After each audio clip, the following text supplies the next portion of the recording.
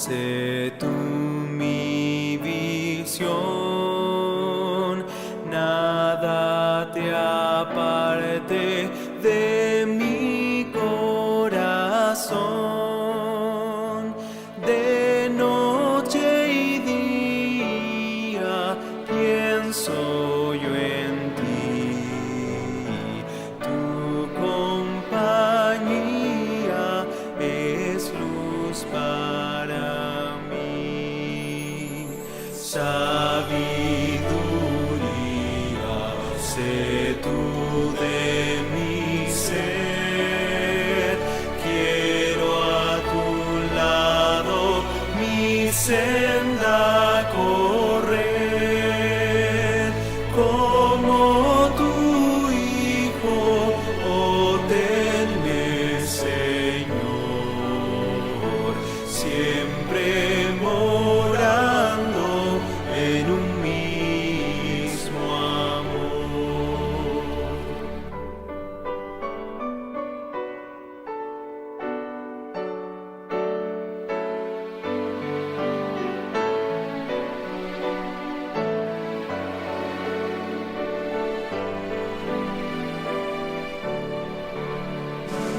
Oh Rey de gloria, del triunfo al final, déjame el gozo del cielo alcanzar. Luz de mi alma, mi dueño y Señor, en vida y muerte, sé tú mi visión.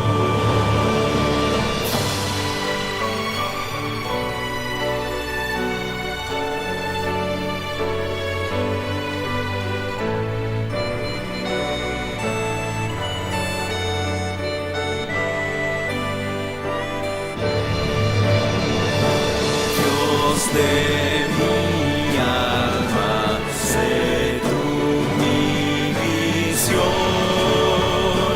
nada te aparte de mi corazón. De noche y día pienso yo en ti, tu compañía es luz para mí. De noche y día pienso yo en ti, tu compañía es luz para mí.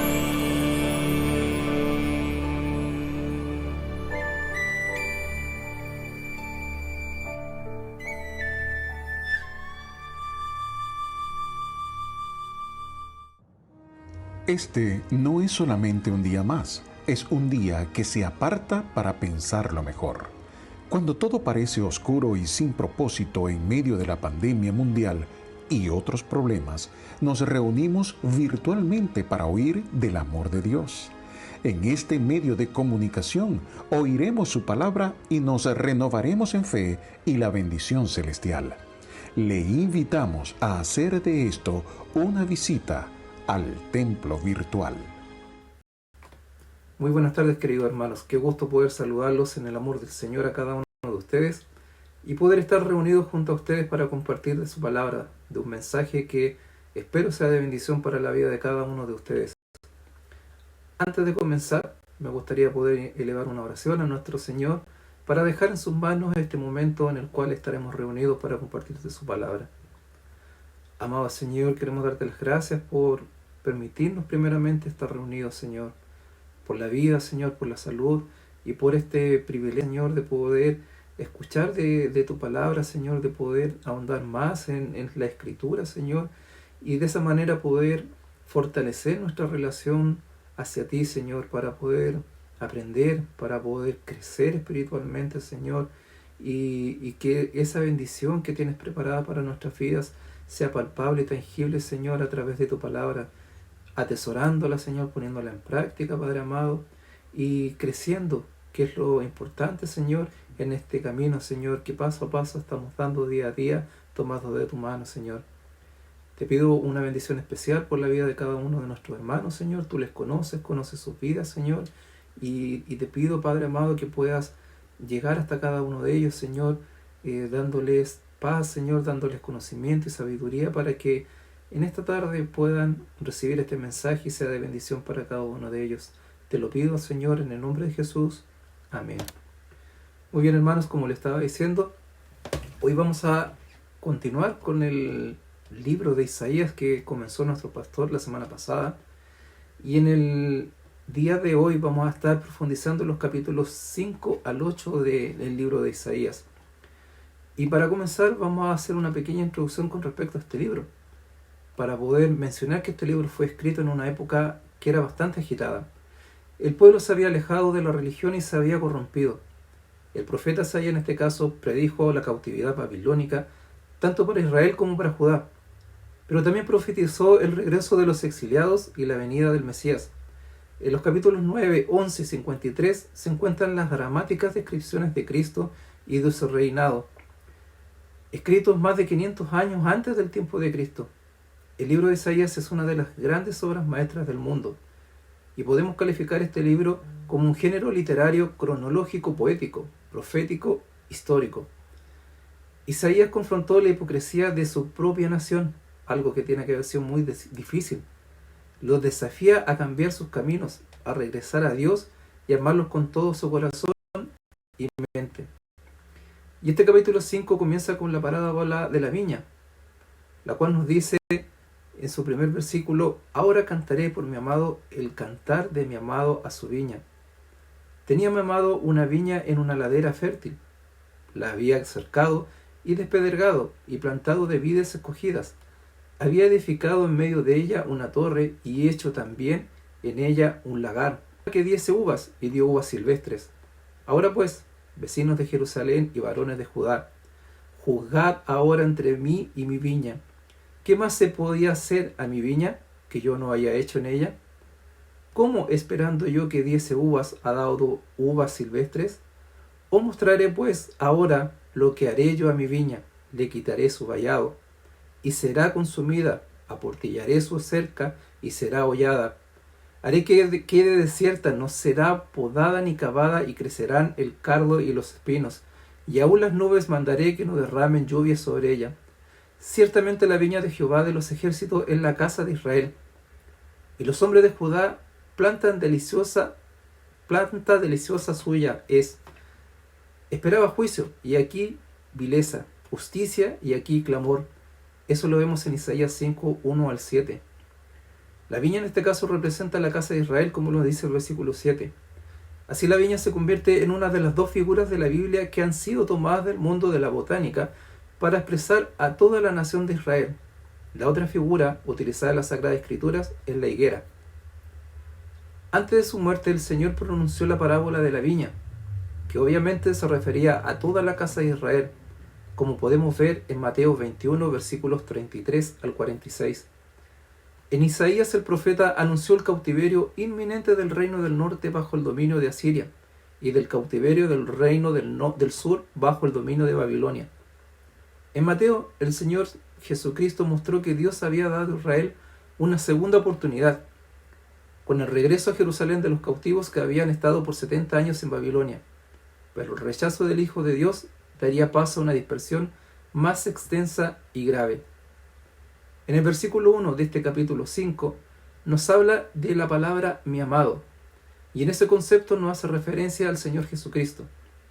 Él, Jesús, es el Mesías de Israel y el Salvador del mundo. Y después menciona el profeta a una ladera fértil. No había nada malo en la tierra, el problema era la viña misma, es decir, con la vid.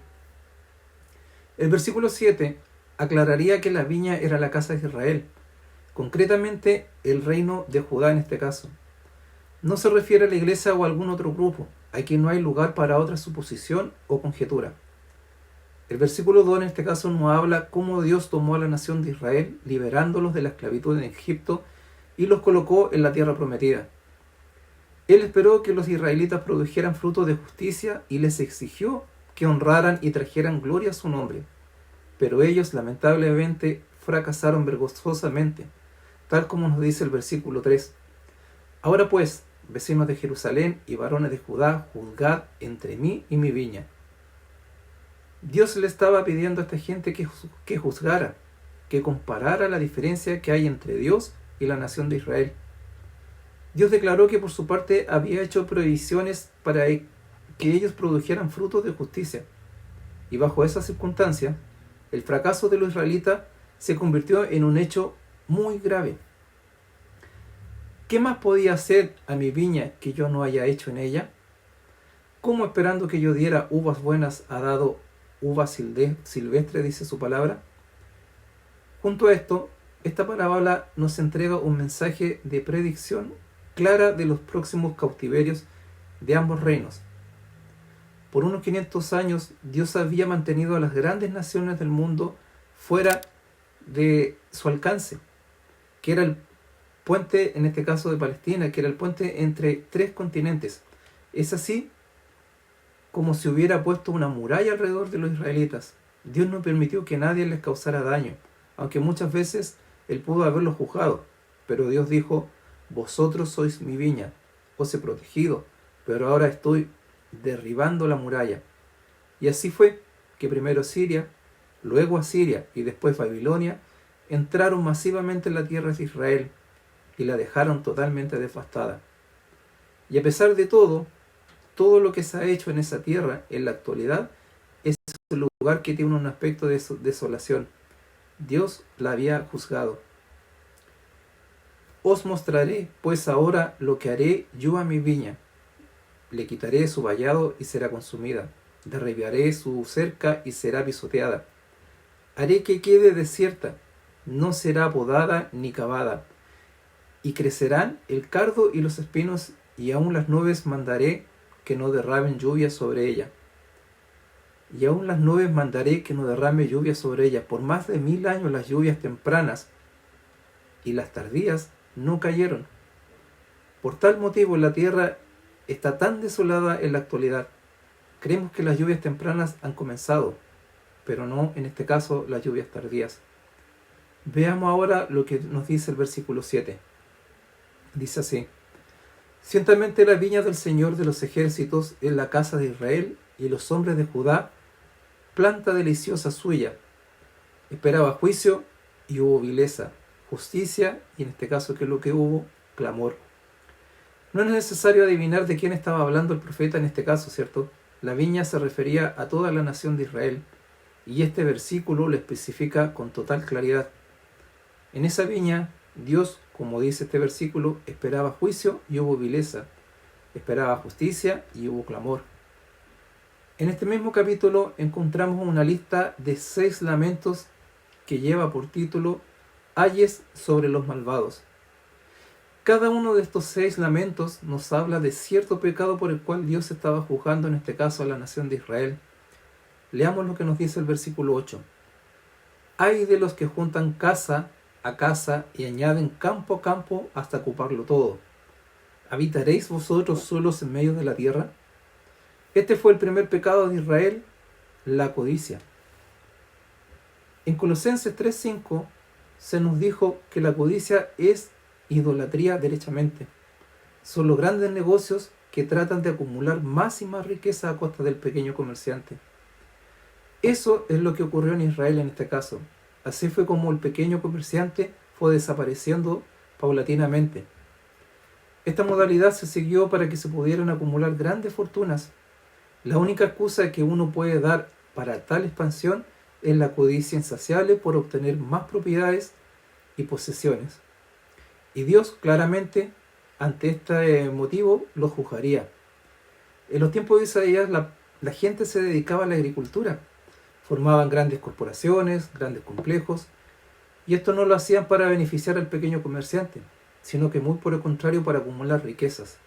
Y todo aquello a lo cual uno se entregaba completamente se convierte en su religión, claramente. Y hay muchas personas que hoy que están adorando el altar de la codicia, viven sumidos en eso. La codicia es un Dios con aspecto de tacaño, y esto fue un factor que produjo la caída de Israel y por el cual Dios lo juzgó. En vez de seguir las instrucciones de Dios, ellos comenzaron a extraer todas las riquezas del suelo. Y hoy estamos haciendo lo mismo. Estamos viviendo en un mundo que está realmente mermado en su energía. Estamos buscando petróleo, lo estamos haciendo de manera frenética, sin importar qué es lo que hago para conseguirlo, o cualquier energía que pueda utilizarse. ¿Y por qué? Porque los hombres son codiciosos, somos codiciosos, y la codicia está agotando las riquezas de esta tierra. Los versículos 9 y 10 nos muestran cómo Dios les estaba diciendo que aunque ellos ampliaran sus tierras, el rendimiento no sería grande porque habría una hambruna que desmayaría los frutos de la cosecha. Así que las grandes extensiones de terreno no producirían en lo absoluto una cosecha abundante. Nada fructificaría. Ha llegado a mí oídos de parte del Señor de los ejércitos que las muchas casas han de quedar asoladas, sin morador las grandes y las hermosas. 3 hectáreas de viñas solo producirán un tonel de vino y 10 medidas de semilla producirán solo una. De esta manera, como dice su palabra, el panorama de hoy en día no es muy distinto a lo que acá se menciona. En algunas regiones escasea el petróleo, y esto se traduce en invasiones de tierra a través de guerra. Cada día menos tierras cultivables. La contaminación, por su parte, está destruyendo gran parte de nuestra tierra. Cada día está peor nuestro mundo. Los versículos 11 y 12 en este caso nos hablan del segundo lamento, que lo vamos a mencionar como un segundo pecado. Aquí se menciona la embriaguez y el placer como pecados, y ellos conducen a un embotamiento de toda percepción espiritual. Hay de los que se levantan de mañana para correr tras el licor, y así siguen hasta la noche, hasta que el vino los enciende. En sus banquetes hay liras, panderos, flautas y vino, pero no miran la hora del Señor, ni consideran la hora de sus manos. El crecimiento del alcoholismo, que afecta a personas cada vez más jóvenes, es una de las causas mayores de accidentes hoy en día y de gran parte de las enfermedades físicas y trastornos mentales que nos aquejan como sociedad. Ya en la época de nuestro relato causó estragos y fue rebajando el nivel moral de la nación hasta destruirlos como un cáncer, sus partes total vitales. Este aumento de la falta de control de las personas sobre fuerzas o elementos químicos que ellas saben que las están destruyendo es una noticia de la actualidad que debería llamarnos profundamente la atención. Esto es un tema de reflexión que tenemos que hacer, una reflexión seria con respecto a Dios. ¿Qué es lo único que nos tiene para poder tomarnos de su mano y ser liberados de esta destructiva esclavitud? El versículo 18 nos habla del tercer ayes o pecado, la vanidad. El versículo 18 dice: hay de los que traen la iniquidad con cuerdas de vanidad y el pecado como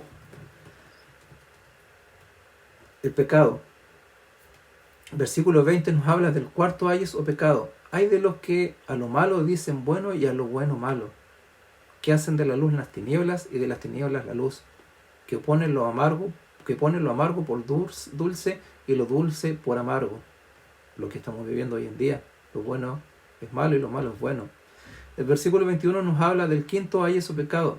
Hay de los sabios en sus propios ojos y de los que son prudentes delante de sí mismos. Yo tengo la razón, yo tengo el conocimiento y conocemos la palabra de Dios. Versículos 22 y 23 nos habla del sexto ayes o pecado. Hay de los que son valientes para beber vino y hombres fuertes para mezclar bebida, los que justifican al impío mediante cohecho y al justo quitan su derecho. Estamos en un mundo totalmente perdido. La consecuencia de todos estos pecados que ya hemos enunciado trae como consecuencia el furor e ira de Jehová contra su pueblo. Con mano extendida le hirió, se estremecieron los montes y sus cadáveres fueron arrojados en medio de las calles, como nos dice el versículo 25 de este libro. Ya en el libro de Isaías capítulo 6 hablamos de una visión y el llamamiento de Isaías. Y el tema de este capítulo es el llamado de comunicación a Isaías de un ministerio profético. Y hablando cronológicamente y desde un punto de vista lógico, por llamarlo de una manera, el libro de Isaías comienza con este capítulo. Y este capítulo constituye la crisis en la vida del profeta y le coloca en el oficio profético. Su ministerio comenzó en el momento de la muerte del rey Usías, que en este caso es el que reinaba en ese momento.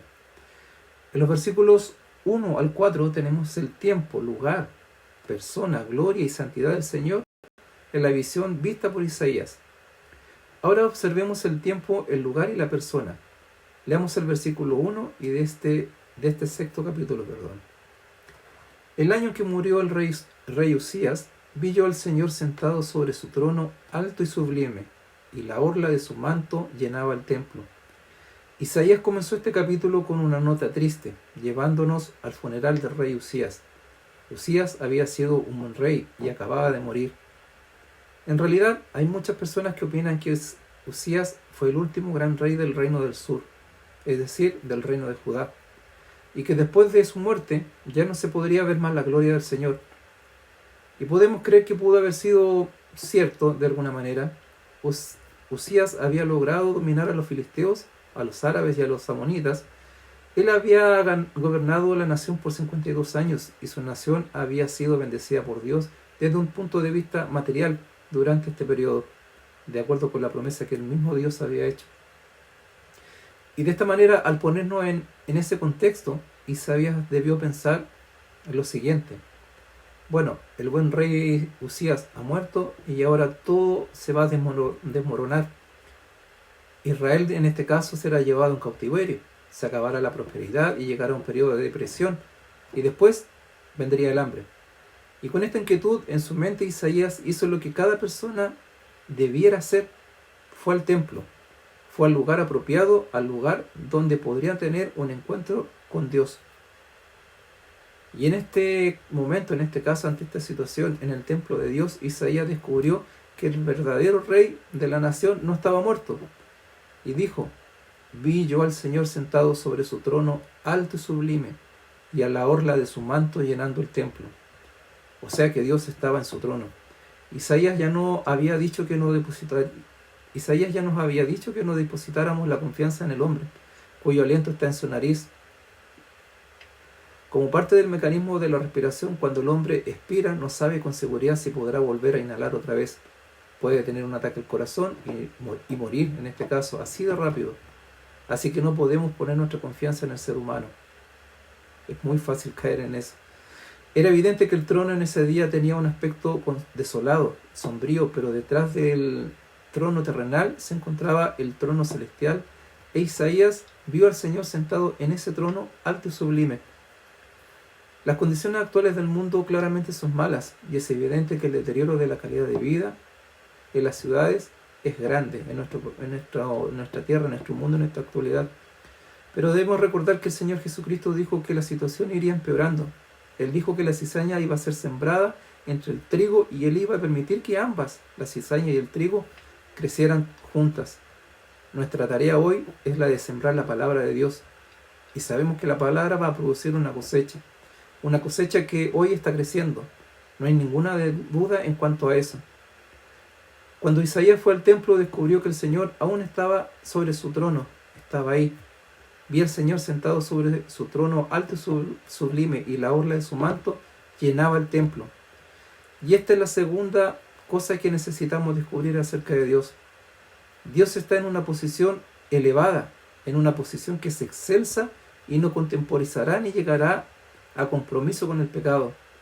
Ahora el versículo 2 de este capítulo 6 de Isaías dice, por encima de él había serafines, cada uno tenía 6 alas, con 2 cubría su rostro, con 2 cubría sus pies, y con 2 volaban.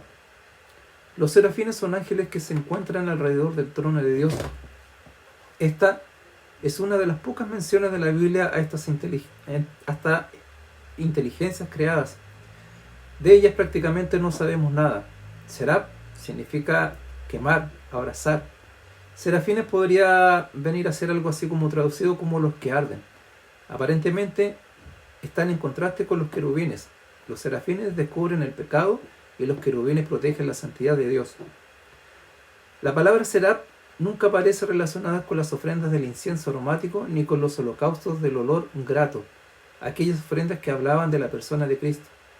El serafín es activo y el querubín es pasivo. Encontraremos ambos en los libros de Ezequiel y Apocalipsis como las criaturas denominadas como criaturas vivientes. Hoy Dios está avanzando inflexiblemente, hermanos, sin vacilar y directamente contra el pecado. No tiene la intención de aceptar la bandera blanca de la rendición en esa lucha. Se va a mantener firme, inclaudicable. Dios está en su trono alto y sublime, como decía su palabra. Cuando Isaías vio a Dios en el trono, inclinó su rostro ante la presencia del Señor. Y hoy como iglesia necesitamos encarecidamente tener otra visión más profunda de Dios, no solo de su amor y fidelidad, sino también en gran manera de su santidad y de su justicia. El encuentro de Isaías es un momento formidable, extremadamente hermoso, único. El versículo 3 del capítulo 6 nos dice: y él uno al otro daba voces diciendo: Santo, Santo, Santo, Señor de los ejércitos, toda la tierra está llena de su gloria. Esto, hermanos, nos habla de la posición en la cual está Dios, una santidad y soberanía sin imaginación, sin fronteras para nuestra mente, algo que es inigualable, indescriptible. De esta forma, usted y yo debemos vivir nuestra relación y vida espiritual con nuestro Dios, tal cual la vivió Isaías en ese momento. Él se postró ante su presencia, reconociendo la altitud de nuestro Dios. Nuestra búsqueda de Dios debe ser con la claridad de cuál es su posición, su santidad, y cuál es la nuestra posición, aquella posición de total dependencia de Él. Dependemos de Él. No debemos hablar de Él o buscar de su presencia con liviandad, sin la humildad en nuestros corazones. Nunca debemos aproximarnos a Él en base a la clase de personas que somos. No debemos olvidar por ningún motivo que si podemos llegar a Él es porque estamos en Cristo y es por medio de Él es que llegamos. Tal como nos dice Juan 14, 6, nadie viene al Padre si no es por mí. Es a través de Cristo que tenemos camino y llegada hacia Él. ¿Qué efecto produjo este encuentro en la vida del profeta Isaías? Veamos lo que nos dice el versículo 5.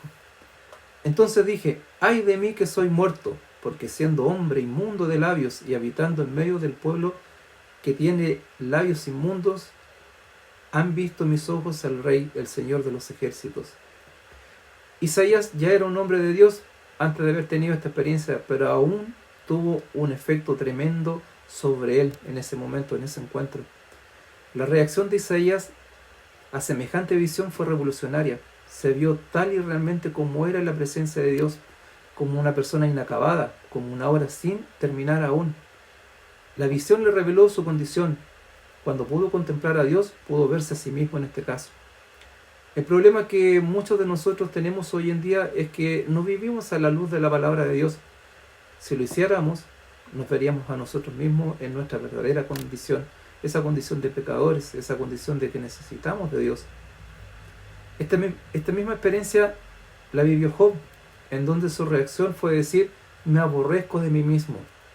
Y cuando Job vio realmente quién era él, dijo: de oídas te conocía, mas ahora mis ojos te ven. Por eso me aborrezco y me arrepiento en polvo y ceniza. Job 42, 5, 6. Juan, por ejemplo, en la isla de Patmos, escribió en Apocalipsis 1:17: cuando lo vi, caí a sus pies como muerto. Y cuando el profeta Daniel vio al Señor, dijo en su libro, en el pasaje 10, versículo 8: quedé pues yo solo ante esta gran visión, pero no quedaron fuerzas en mí.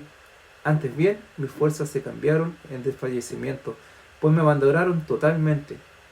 Y recordemos también a Saulo de Tarso, que se convertiría en el apóstol Pablo. Después que Pablo se encontró con el Señor, no se vio más como un fariseo con su propia justicia, sino como un pecador que estaba perdido y que necesitaba la salvación. Y entonces pudo decir en Filipenses 3:7: pero cuántas cosas eran para mí ganancia, las he estimado como pérdida por amor a Cristo. Y así él vio su necesidad de Jesucristo.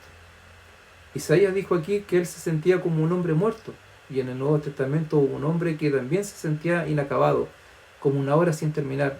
Su nombre era Pablo, y él clamó en el capítulo 7, versículo 24 de su epístola a los romanos: miserable de mí, ¿quién me librará de este cuerpo de muerte?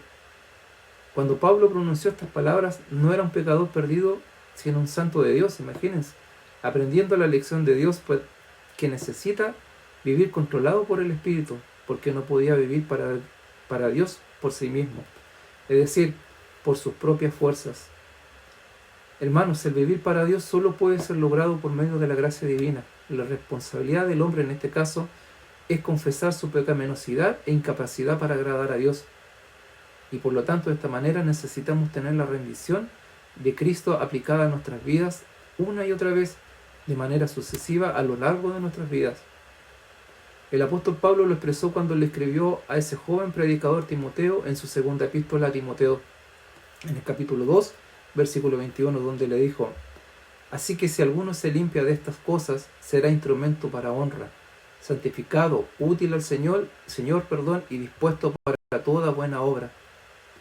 En el versículo 8 de este capítulo 6 de Isaías encontramos un detalle muy interesante que nos habla del llamado de Dios, en donde nos dice: después oí la voz del Señor que decía: ¿a quién enviaré y quién irá por nosotros? Entonces respondí yo: henme aquí, envíame a mí. Muchos de los creyentes nunca han sentido el llamado de hacer cualquier cosa para Dios, porque nunca han sido limpiados. Y como cristianos, hermanos, necesitamos ser limpiados por Cristo, ser limpiados por su sangre, cambiar nuestra vida, nuestra actitud. Dios no nos va a utilizar como un vaso impuro, de eso podemos estar seguros. Ahora es cierto que Dios bendice su palabra incluso cuando es proclamada por aquellos que están jugueteando muchas veces con las cosas del Señor, entendiéndose con esto el pecado. Pero a su debido tiempo Dios va a juzgar a cada uno severamente.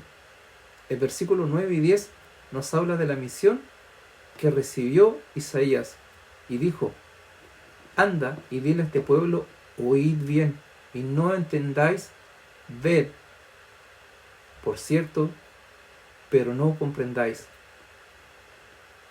El corazón de este pueblo se endurece en sus oídos y ciega sus ojos, para que no vea sus ojos, ni oiga con sus oídos, ni su corazón entienda, ni se convierta y haya para él sanidad.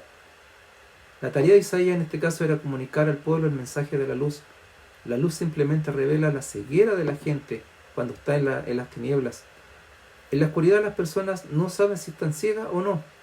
Mateo 13, 14 y 15 registró las palabras de nuestro Señor, quien dijo: de manera que se cumple en ellos la profecía de Isaías, que dijo: de oído oiréis y no entenderéis, y viendo veréis y no percibiréis, porque el corazón de este pueblo se ha vuelto insensible, y con dificultad oyen con sus oídos y sus ojos se han cerrado, no sea que vean los ojos y oigan con los oídos y entiendan con el corazón y se conviertan, yo los sané. Finalizando el capítulo 6, entramos al capítulo 7. El libro de Isaías podemos mencionar en este caso que es un tesoro escondido de sabiduría, profecía, de conocimiento de los planes de Dios para su pueblo. El capítulo 7 es particularmente convincente, ya que proporciona lecciones críticas que son profundamente relevantes para nosotros en el día de hoy. Narra una historia de reyes y naciones, pero en esencia se trata de confianza, de fe y de promesas divinas. Y como seguidores de Cristo que buscamos vivir de acuerdo con sus enseñanzas, nos vemos obligados a profundizar en este rico capítulo. Nuestro objetivo es descubrir las guías espirituales que nos pueden llevar a ese camino hacia Cristo. A medida que exploramos la narrativa de Isaías 7, vamos a poder obtener conocimientos profundos para informar nuestra fe y mejorar nuestro caminar con el Señor. Isaías 7 en este caso es un punto fundamental en la narrativa de Isaías, donde el rey Acaz recibe la instrucción divina en medio de una guerra inminente.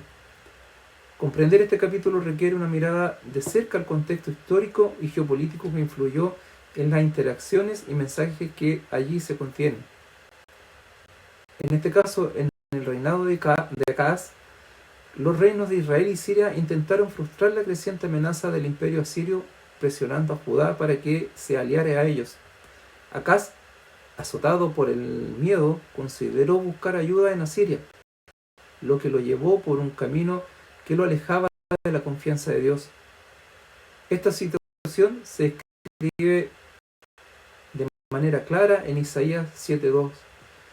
Y fue dicho a la casa de David diciendo: las fuerzas de Siria están desplegadas en Efraín.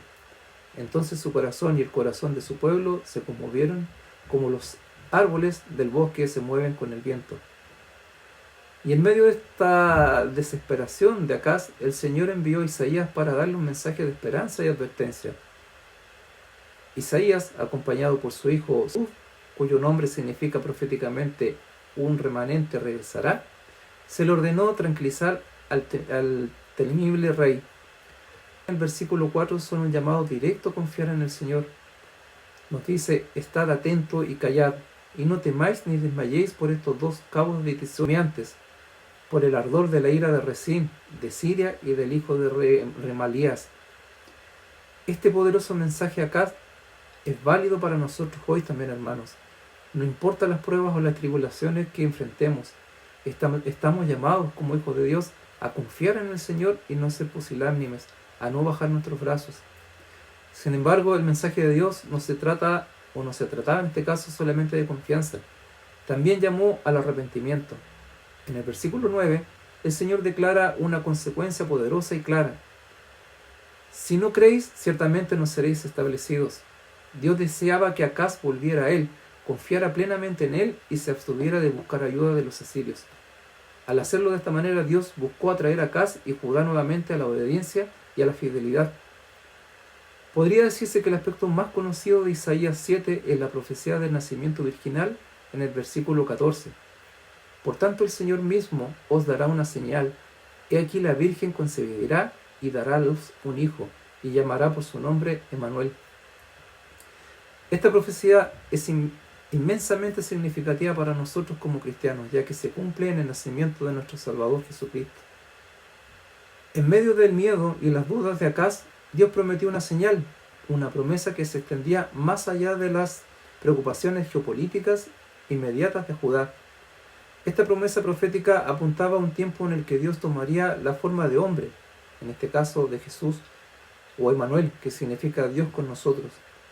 El cumplimiento de esta profecía mediante el nacimiento de Cristo da testimonio de la fidelidad de Dios, así como de su divino plan de salvación para toda la humanidad. A medida que vamos explorando y avanzando en la narrativa de Isaías 7, llegamos a comprender más acerca del carácter de Dios. Este carácter que se puede deducir de sus acciones y palabras a lo largo del capítulo. Es evidente la conducta paciente y compasiva del Señor a pesar de la fe vacilante de Acaz y de la consideración de las alianzas contrarias a la voluntad de Dios. El Señor lo buscaba a través de Isaías para tranquilizarlo. Esto también se extiende a nosotros. En nuestros momentos de miedo, de duda, Dios continúa extendiéndose, acercándonos, proporcionándonos paz y seguridad. En segundo lugar, la omnisciencia y la omnipotencia de Dios se manifiestan a través de su predicción precisa de los acontecimientos. Su profecía sobre el nacimiento de un niño llamado Emmanuel y su descripción detallada de lo que sucedería en la tierra de Judá en Isaías 7, 16 al 25, solo hace reforzar la verdad de su naturaleza omnisciente y todopoderosa. La rectitud y la justicia de Dios brillan. Aunque ofrece tranquilidad, no rehúye de declarar las consecuencias de la desobediencia, como se afirma en el versículo 9. Si no creéis, ciertamente no seréis establecidos. Interpretar la Escritura, hermanos, para su aplicación moderna es un aspecto vital de la vida cristiana.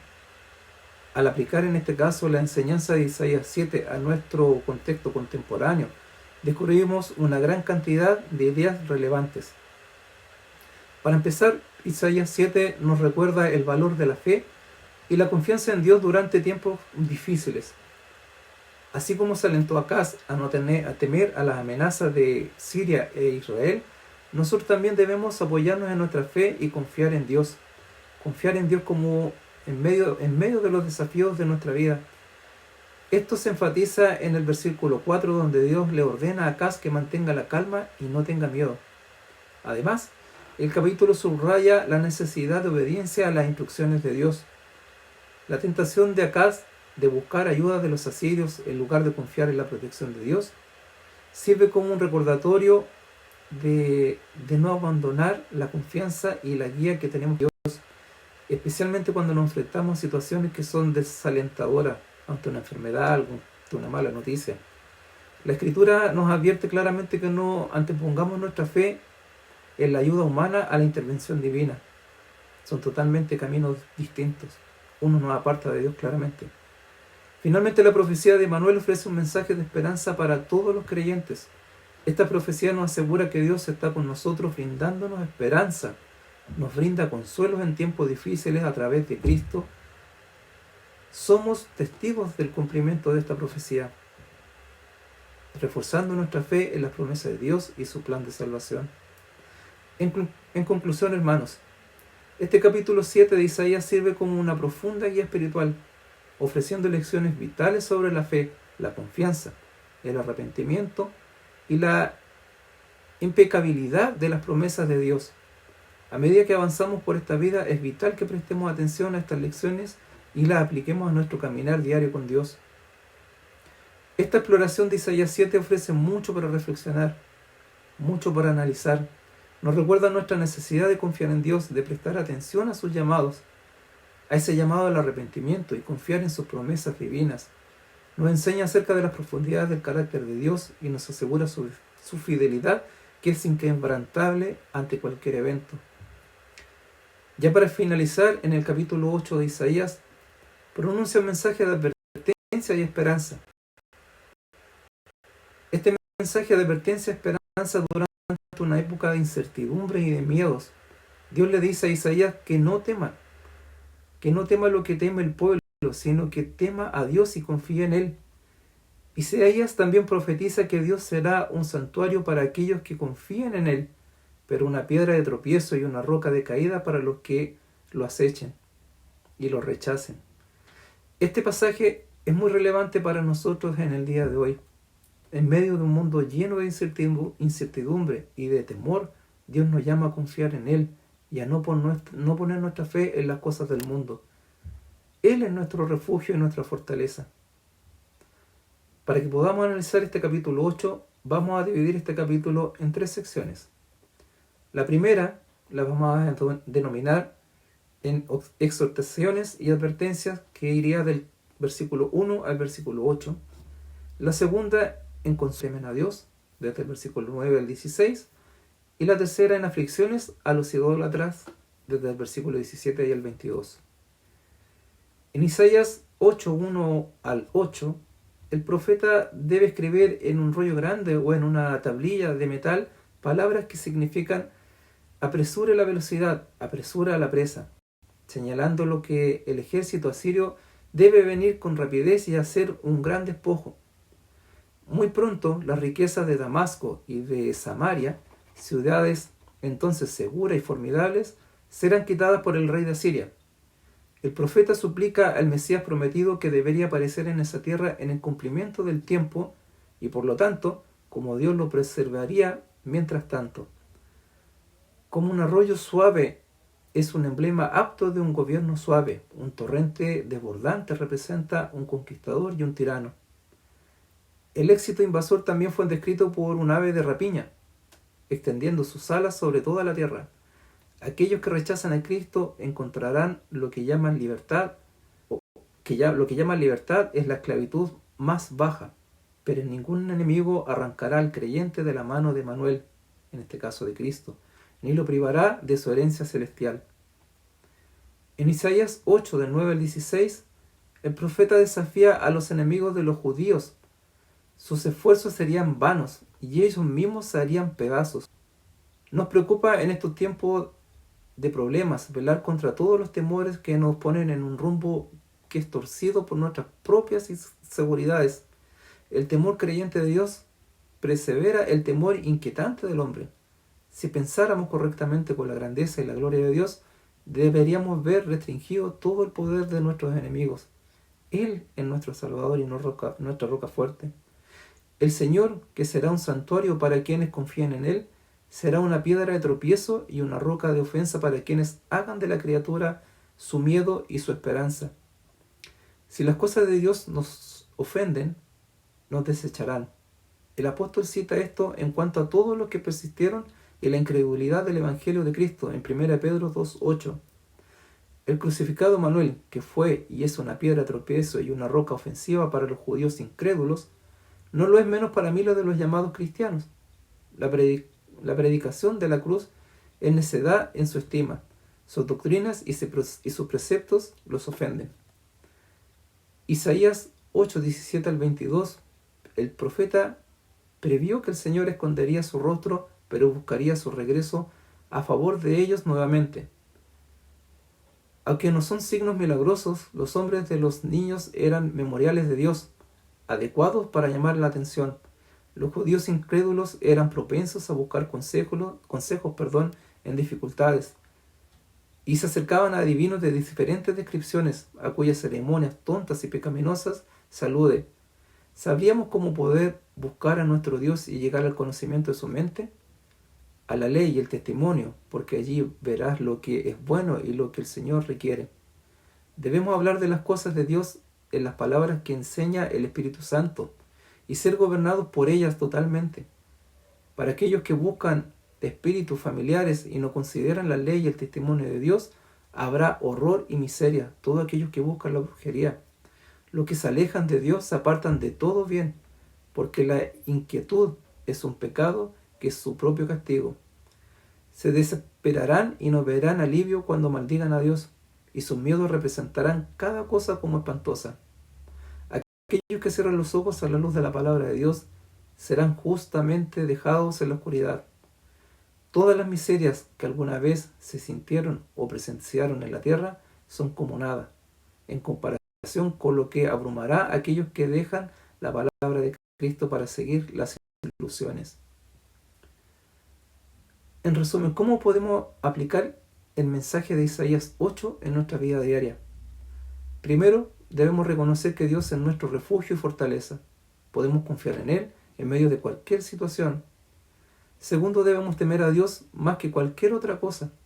Él es el único que tiene el poder y la autoridad para guiarnos. Finalmente, debemos compartir este mensaje de esperanza con otros. Dios quiere que seamos luz en medio de la oscuridad, para que otros también encuentren seguridad, esperanza en Él. Hermano, este es un mensaje totalmente poderoso. Necesitamos y tenemos el deber de impartir este mensaje. Tenemos el deber de ver a Cristo como ese Dios todopoderoso, ese Dios santo, verlo en ese trono, como decía este capítulo, en ese trono sublime, en esa altivez que está Él, en esa soberanía, saber cuál es nuestro lugar, reconocerlo, buscarlo de esa manera, con humildad, con un corazón extendido, abierto hacia Él, entregar todo por completo cuando buscamos esa relación. Él es un Dios sin fronteras, Él es un Dios soberano, Él es un Dios fiel, lleno de amor. Nosotros somos pecaminosos, nosotros fallamos, nosotros somos infieles y tenemos la necesidad y el deber de acercarnos a Él en respeto, reconociéndolo como Él es el único y Señor y Salvador de nuestras vidas. Un gusto haber estado junto a ustedes, hermanos. Que el Señor los bendiga y que el Señor los guarde.